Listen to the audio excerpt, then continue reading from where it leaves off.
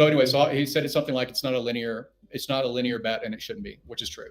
So like I'm going to reaffirm my second follow-up or third follow-up with him is I'll make the offer, basically what I said quickly on that stream, which is that I'll fly out to his house. I'll go to his house and I will show him exactly, and he will buy PLS if he's going to take my bet. So he will buy PLS in the same amount that he would buy Bitcoin. So he'll buy basically 2 stacks, the thing he believes in, the thing that he knows has deep liquidity, that he can call someone at a central exchange, that he knows that there's margin, he can use as collateral, all the selling points that all the other people that talk Bitcoin talk about, right? That's different from PulseChain specifically. And the same equal bag. So they both have the same spot price, they both have the same strike price in the same time. Like I don't want any differentiation. And I'll do the same thing. And I'm willing to have him or a third party, whatever he's more comfortable with, be the escrow. So I'm willing to basically put 250 grand in his hand, half of it being in PulseChain and half of it being in Bitcoin. And then the ROI number, like I said earlier in the stream, the ROI, like we could pull all the liquidity that, even anybody can pull all the liquidity that's available on PulseChain. And then you could make a $10 buy and send the price to the moon, right? Because there is no liquidity. You're just slipping it up, right? And then when anybody else chooses to sell $10, you're right back to the same spot, right? So that doesn't matter. Price rocketing doesn't matter if there's not liquidity to support it. So my wager would be that there's an exit in December, 11 months from now. That's beneficial for tax reasons. That's beneficial for bookkeeping reasons. It's just beneficial for short attention. So friends, isn't that wonderful? We have the mind share of the community doing things like onboarding the Cardone brothers. They're fantastic. It started off as a freaking meme. We're here to catch the legendary Pokemon, friends. I mean, you've been seeing it. Articuno, Grant Cardone, he's like, no, I'm not part of it. Yeah, we'll see. It all starts with a meme. You saw what happened with Blockchain Boy. Oh, yeah.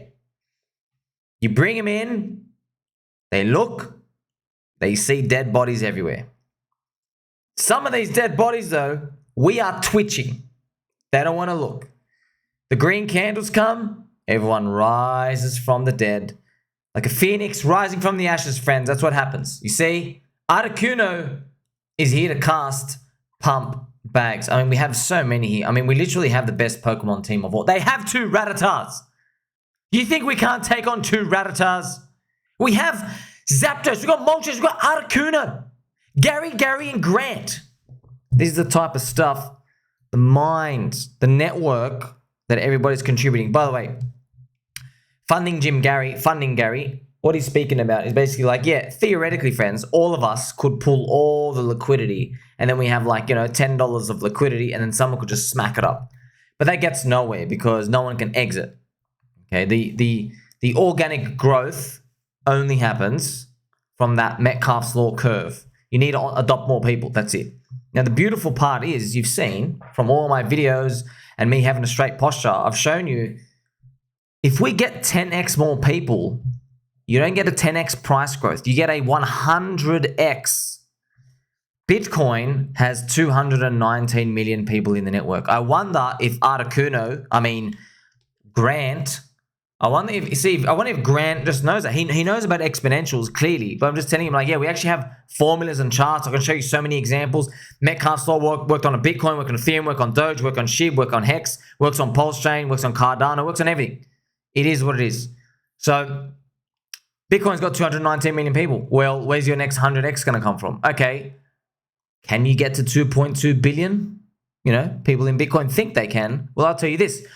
Infinite QE, 0% interest rates, $16 trillion of negative yielding bonds, and Elon Musk putting $1 billion into it and still being unable to push it over 100K. I think it's towards the end of its adoption curve.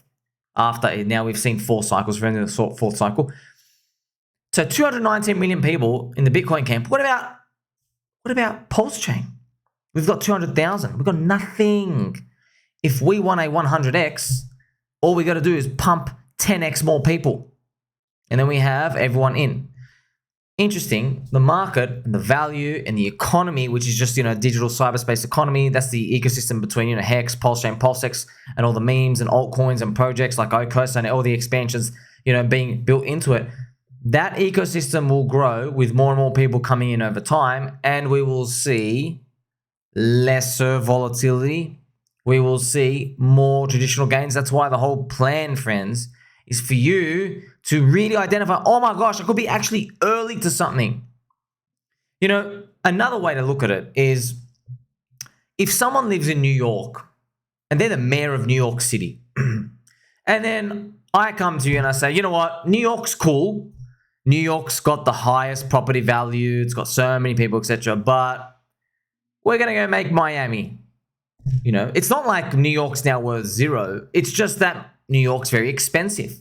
I'd like to ask you this, okay?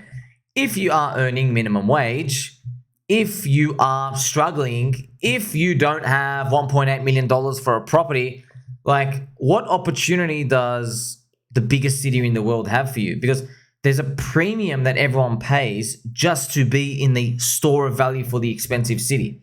So we're here trying to tell Moltres and Articuno, right? Because Zapdos is just flapping his wings and zapping around. Thank you very much, Gary. To trying to tell them, look, man, you know, like crypto's bigger than Bitcoin. Bitcoin is the mind virus. It's showing everyone how it's done. For example, you know, the way New York has developed, it's given a lot of ideas and inspired a lot of cities around the world, but it's not the be all and end all. And you don't even need to be the winner at the end of the day, friends. It's about the ratio of the growth. You're in a club, how many people are waiting outside? That's all that matters. You know, in New York, yes, it's a big club, no one's waiting outside. You know why? Because it's so freaking expensive to go and buy real estate there. Who's waiting outside? Not many people. But when there's high growth, new cities in maybe second world countries that are like booming with younger populations and they're on the way up and there's tourism and maybe they're adopting crypto, you see these economies because that's the perfect metaphor you can use. It's a nice, you know, it's a nice symbol for the layer one ecosystems because that's what everything is basically, okay? We're all cities, we are economies, we have their own monetary policy. Yeah, people can bridge in and bridge out. It's like catching a plane. The best part is the plane lands you in your destination is like, you know, in like 15 minutes. That's the best part. So it's more competitive here. You see, in another country, how long does it take for you to go and fly over? Okay, it could be 4 hours, could be 12, 18 hours. There's a geographical disadvantage. There's language barriers. There's a lot of other things that just basically makes the friction a lot higher. Then there's taxes. A lot of things. There's so many inefficiencies going on. But in crypto land, friends, in crypto land, there's none of these barriers. We are just communicating through the wild, wild west of the internet. We got the YouTubes, we got the Twitter, the texting on the Twitters, you've got the Twitter spaces, people are on TikTok, it's word of mouth, you know, so we are all bound by our own ticker logos, which is funny enough, but it really is, it's digital cyberspace. It really is. I know even Michael Chad Saylor says, New York, digital, real estate, cybernetic hornet's nest, Bitcoin. So yes, these words, it's actually true. It is. It is cybernetic hornet's nest, digital New York real estate. It is. But here's the thing. Like I said, why not another city? Clearly there's enough demand. Not everybody can fit in freaking New York, man. So that's where we're looking at the ratio of people out there.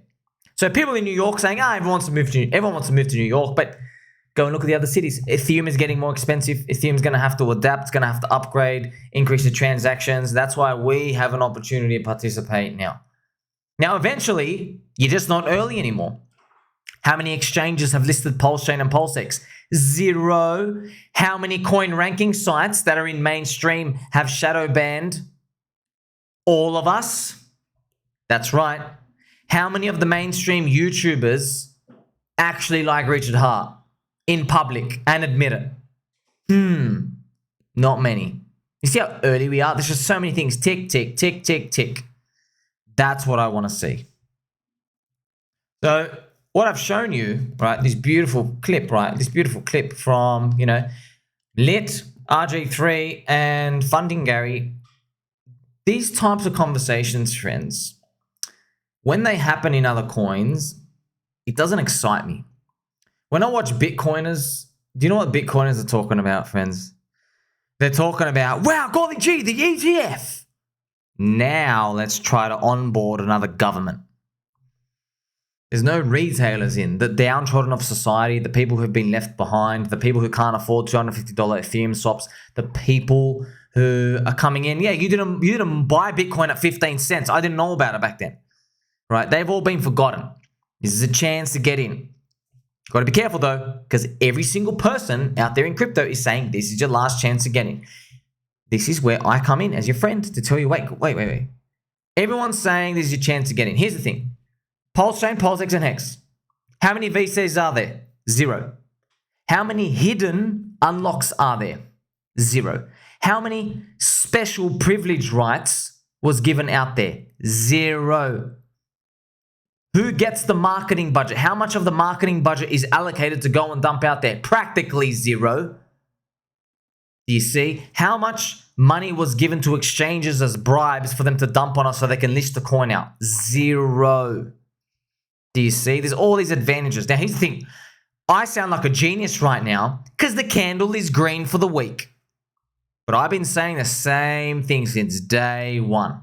It's just so that the red candles were everywhere and everybody forgot that bears are smelly and poop in the woods. But now the bulls are out to play. So you know exactly what to do, friends, okay? No financial advice, just pay attention. Are these the conversations you are seeing other coins have? Because I'm not seeing them at all.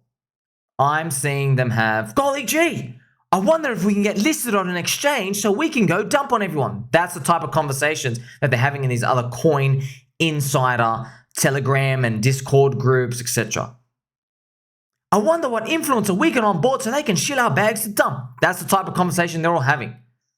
I've been shown messages, conversations, friends, it's the same thing over and over again. I'm not saying this thing is anything particularly special. I'm not. I'm just saying if you don't have a swing at this, no one can help you, really, because I've just given you all the information on a silver plate here. Make sure you like, subscribe, belly button, all. Don't forget to love. Catch you soon.